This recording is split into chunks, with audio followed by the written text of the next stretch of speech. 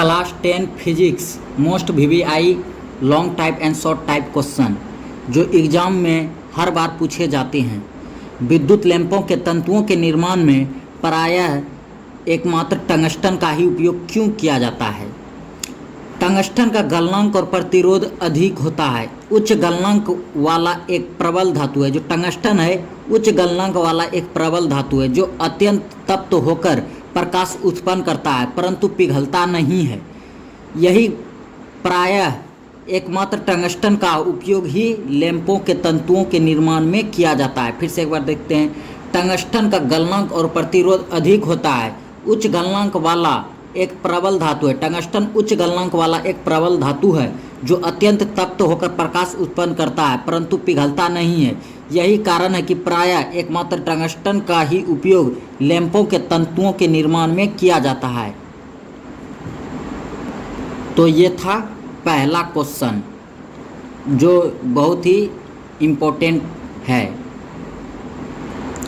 उसके बाद दूसरा जो है क्वेश्चन वीवीआई क्वेश्चन, आवर्धन किसे कहते हैं? इसका एसआई मात्रक को लिखिए। प्रतिबिंब की ऊंचाई तथा वस्तु के ऊंचाई को आवर्धन कहते हैं। जो प्रतिबिंब की ऊंचाई होता है और वस्तु के ऊंचाई को आवर्धन कहते हैं। आवर्धन को एम से सूचित किया जाता है। आवर्धन का एसआई मात्रक नहीं होता है। आवर्धन का ये वीवीआई ऑब्जेक्टिव क्वेश्चन भी हो सकता है। आवर्धन का एसआई मात्रक नहीं होता है, ये मात्रक विहीन होता है। इसकी प्रतिबिंब की ऊंचाई v तथा वस्तु की ऊंचाई u हो तो आवर्धन बराबर m बराबर v/u। v को सूचित करते हैं वस्तु की प्रतिबिंब की ऊंचाई और u को वस्तु की ऊंचाई। इसको h' भी लिख सकते हैं। ये था आपका दूसरा मोस्ट वीवीआई क्वेश्चन।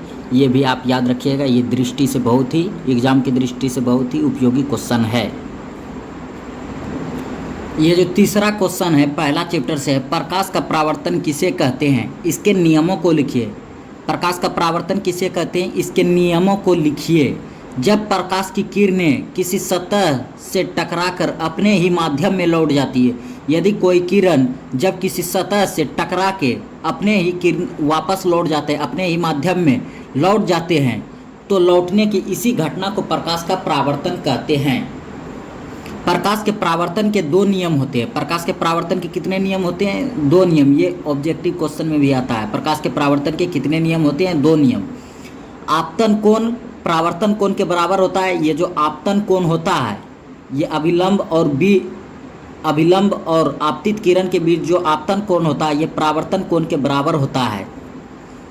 आपतित किरण, परावर्तित किरण और अभिलंब तीनों एक ही तल में होते हैं। आपतित किरण, ये जो आपतित किरण है ये अभिलंब और ये परावर्तित किरण तीनों एक ही तल में होते हैं।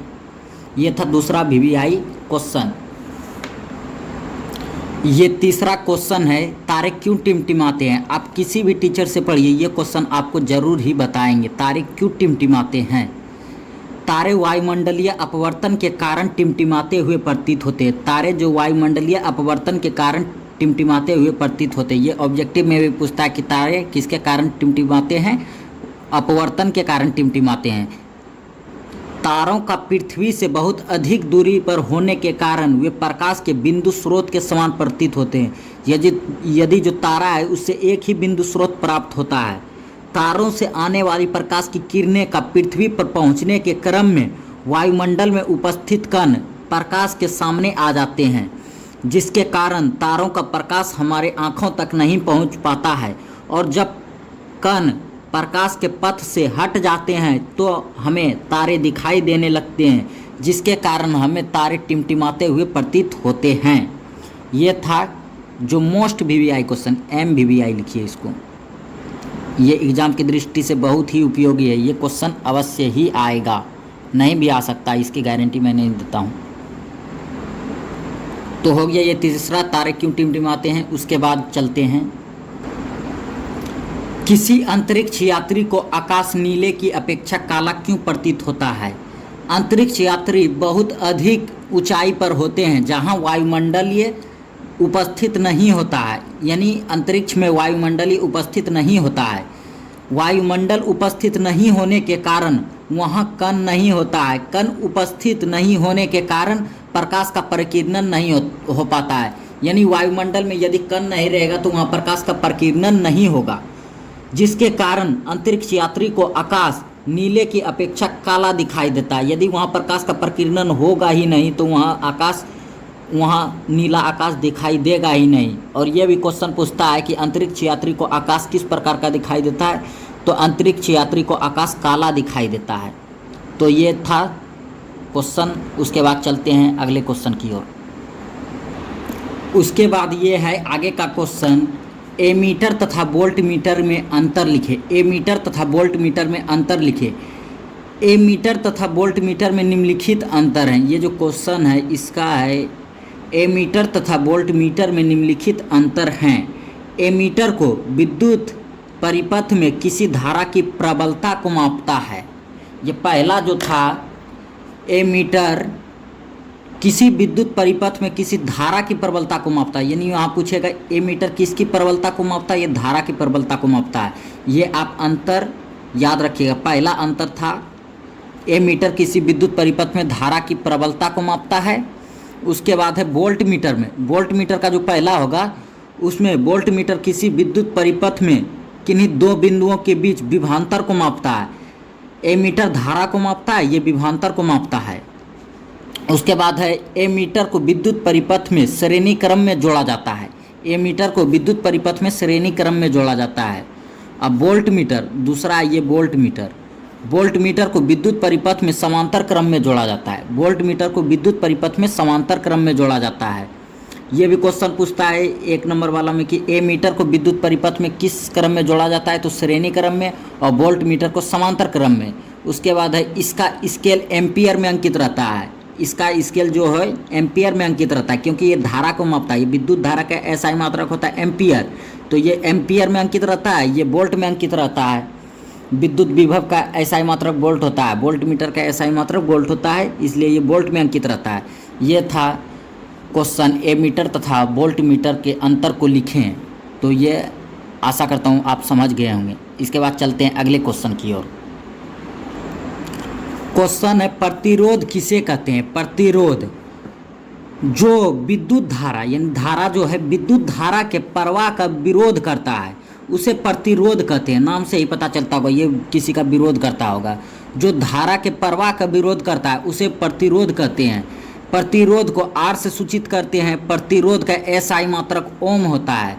सबसे कम प्रतिरोध चांदी का होता है, इसलिए चांदी वस्तु का सर्वोत्तम चालक होता है।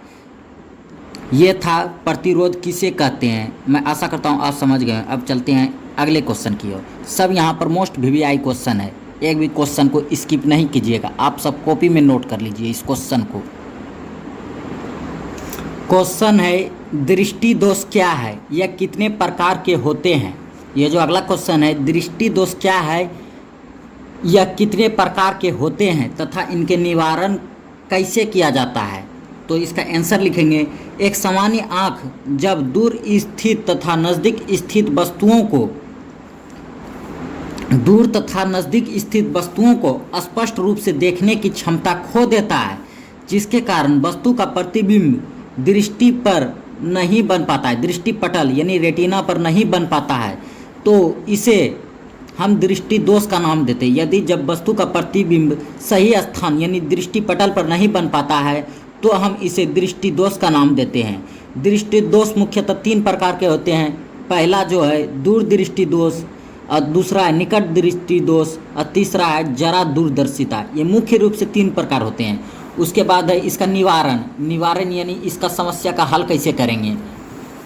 तो निवारण के लिए है पहला दूरदृष्टि दोष का निवारण के लिए। दूरदृष्टि दोष के निवारण के लिए उत्तल लेंस का उपयोग किया जाता है। उत्तल लेंस इस प्रकार का होता है, उत्तल लेंस इस प्रकार का होता है, अवतल लेंस इस प्रकार का होता है।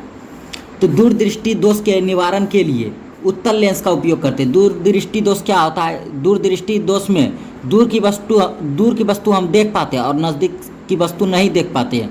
लेकिन निकट दृष्टि दोष में होता है हम निकट की वस्तु को देख पाते हैं और दूर की वस्तु को नहीं देख पाते हैं। निकट दृष्टि दोष के लिए लिखेंगे निवारण के लिए, निकट दृष्टि दोष के निवारण के लिए अवतल लेंस का उपयोग करते हैं। किसका उपयोग करते हैं? अवतल लेंस का उपयोग। जरा दूरदर्शिता, यानी इसमें कोई दिखाई नहीं देगा, ना ही दूर का वस्तु दिखाई देगा और ना ही नज़दीक का। तो जरा दूरदर्शिता में लिखेंगे, जरा दूरदर्शिता के निवारण के लिए बाइफोकल, यानी दोनों उसमें लेंस लगा रहेगा, बाइफोकल लेंस का उपयोग किया जाता है। तो ये याद रखिएगा, ये क्वेश्चन बहुत ही इम्पोर्टेंट क्वेश्चन था। दृष्टि दोष क्या है या कितने प्रकार के होते हैं, इनका निवारण कैसे किया जाता है। तो हम जितना ही बता रहे हैं यहाँ VVI क्वेश्चन है, इसलिए स्किप नहीं कीजिएगा। उसके बाद है विद्युत जनित्र का सिद्धांत लिखिए। जो विद्युत जनित्र यानी जनरेटर आप सब जानते होंगे, विद्युत जनित्र का सिद्धांत लिखिए। तो विद्युत जनित्र का सिद्धांत चुंबकीय प्रेरण पर आधारित है। ये ऑब्जेक्टिव क्वेश्चन आप सब पढ़े होंगे तो उसमें लिखा होगा किस पे आधारित है, चुंबकीय प्रेरण पर आधारित है। जब किसी कुंडली को तीव्र गति से चुंबकीय क्षेत्र में घुमाया जाता है, जब यदि कुंडली को चुंबकीय क्षेत्र में घुमाया जाता है तो कुंडली संबंधित चुंबकीय बल रेखाओं की संख्या में परिवर्तन होता है, यानी कुंडली से संबंधित चुंबकीय बल रेखाओं की संख्या में परिवर्तन होता है, जिसके फलस्वरूप कुंडली में प्रेरित धारा प्रवाहित होने लगती है। धारा की दिशा फ्लेमिंग के दाहिने हाथ के नियम से ज्ञात की जा सकती है। जो होता है विद्युत जनित्र का सिद्धांत, ये कॉपी में नोट कर लीजिएगा, इसको आप रोज़ पढ़िएगा तो आपको अवश्य याद होगा। हम आपको वीडियो देखने नहीं बोल रहे हैं कि रोज़ आप वीडियो देखिए, आप इस कॉपी में नोट करके रोज़ आप इसको पढ़िए। उसके बाद क्वेश्चन है, घरेलू विद्युत परिपथों में श्रेणी क्रम में क्यों जोड़ा जाता है, क्यों नहीं किया जाता है, यहाँ होगा क्यों नहीं किया जाता है। घरेलू विद्युत परिपथों में श्रेणी क्रम संयोजन का उपयोग क्यों नहीं किया जाता है। घरेलू विद्युत परिपथों में श्रेणी क्रम संयोजन का उपयोग निम्नलिखित कारणों से नहीं किया जाता है। पहला है, विभिन्न उपकरणों के साथ अलग अलग स्विच ऑन ऑफ के लिए नहीं लगा सकते, यानी जो होता है श्रेणी क्रम में उसमें स्विच ऑन ऑफ के लिए नहीं लगा सकते हैं, लेकिन जो हमें घर में यूज करते हैं उसमें ऑन ऑफ के लिए स्विच होना चाहिए जो समांतर क्रम में होता है। उसके बाद दूसरा है, श्रेणी क्रम संयोजन में सभी युक्तियों या उपकरणों से समान धारा प्रवाहित होती है जिसकी हमें आवश्यकता नहीं है। परिपथ का कुल प्रतिरोध यानी जो इस श्रेणी क्रम में होता है R1, R2, R3 अधिक होने के कारण धारा का मान अत्यंत कम हो जाता है। यानी परिपथ में यदि प्रतिरोध अधिक होगा तो ऑफिशियली बात है कि धारा का प्रतिरोध अधिक होने के कारण उसमें धारा का मान घटेगा। यह था आपका क्वेश्चन, घरेलू परिपथों में श्रेणी क्रम संयोजन का उपयोग क्यों नहीं किया जाता है।